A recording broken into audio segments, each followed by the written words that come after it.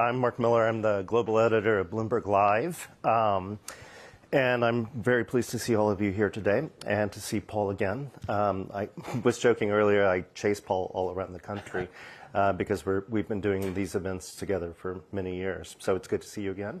Good to see you as well. Just a quick refresher for everyone. Explain what Invesco QQQ is. Sure. So Invesco QQQ is an exchange-traded fund that tracks the NASDAQ 100 index. Now, the NASDAQ 100 index has become a very well-known index around the globe, and it is comprised of the 100 largest non-financial companies listed on the NASDAQ stock exchange. Now, what we've seen throughout the years with the NASDAQ 100 and then in turn with Invesco QQQ, it really has become a home for highly innovative companies. When you think about that innovation and the role that innovation plays, I think that's particularly necessary in these volatile times. I mean, we've heard a lot today about, obviously, the uncertainty that's out there, the promise that an opportunity that presents, but also the risks. How is QQQ holdings, how are your holdings evolving and changing in this period? Sure. So I think of the companies that are within QQQ, and I think in general, in order to survive these more volatile times, you need to be able to adapt and change. And we've seen it throughout the years with several of the companies that are still within the fund.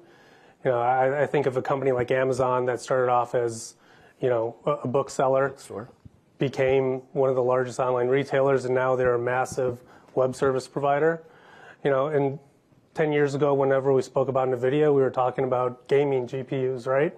So these companies have changed and evolved through time, and we asked ourselves the question, what really has been driving that change? And more importantly, how do you quantify that? And the way that we quantify it is through research and development spending. And what we've seen with QQQ as a whole, when you compare the spending within that versus, let's say, the S&P 500, or the Russell 1000 growth, we're seeing your average company spend about $18 billion a year on research and development spending versus your average S&P 500 company that spends about $13 billion. Now, I think what's most interesting, Mark, is that this is a good if you take those 85 companies out that are in both of the indexes, the S&P 500's research and development spend drops down to about $1.4 billion. And do you see a correlation? Can you see a correlation then in the amount of money spent on R&D and their performance?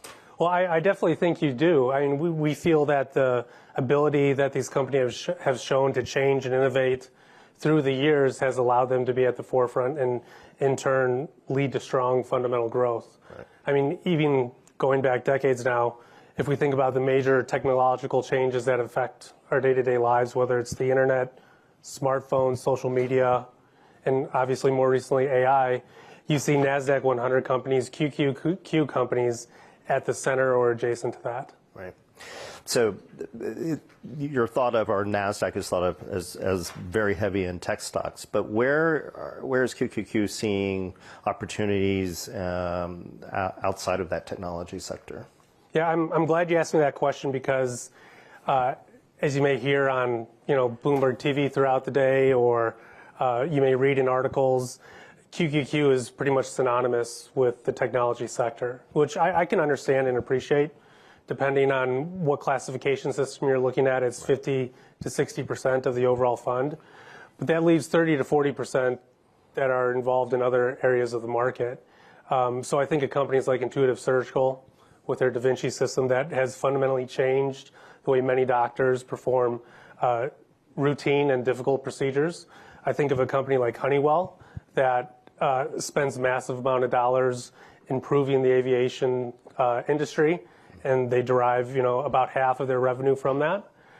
But overall, I think what really comes to mind is that it's become much more challenging to put these larger companies into one specific sector bucket. All these companies, if you think about it, they could really be comprised of 5 or 6, maybe 7 different companies that are involved in a lot of different things. So what's the common thread in these QQQ companies then? Well, I think the common thread, and I think you kind of alluded to it earlier, is that there's a culture of innovation within these companies.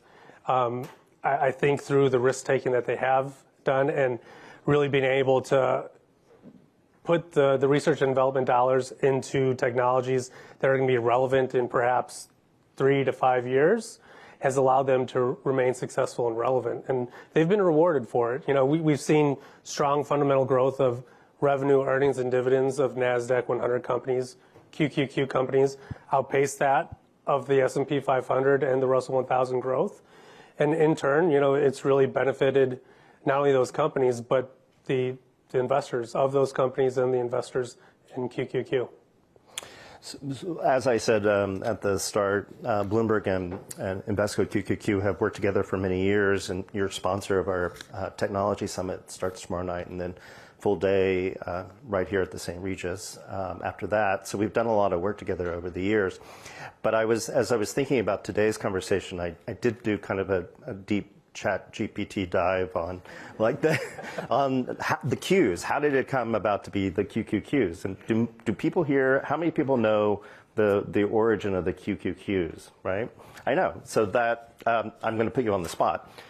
What is the origin of the QQQs? Sure. So the Qs were launched back in March of 1999. It was actually distributed, owned by NASDAQ, and I think they really launched it with the Q being in NASDAQ as kind of being the primary driver. Now, through the through the years, we've seen it be 4 Qs long, 3 Qs long, which it is now. But overall, it's become such an iconic ticker within the investment world, where it's now the second most traded ETF in the world. Right. I mean, the original name, I think, was the NASDAQ 100 Index Trading Stock. Yeah, pretty standard. Doesn't exactly roll off the tongue, but yeah. I mean, I think that is correct, that people who have no idea really, you know, that much about the market understand something about the Qs because you see it everywhere and it just sticks in your head. Well, thank you. Thanks for your support today, and thanks for the conversation.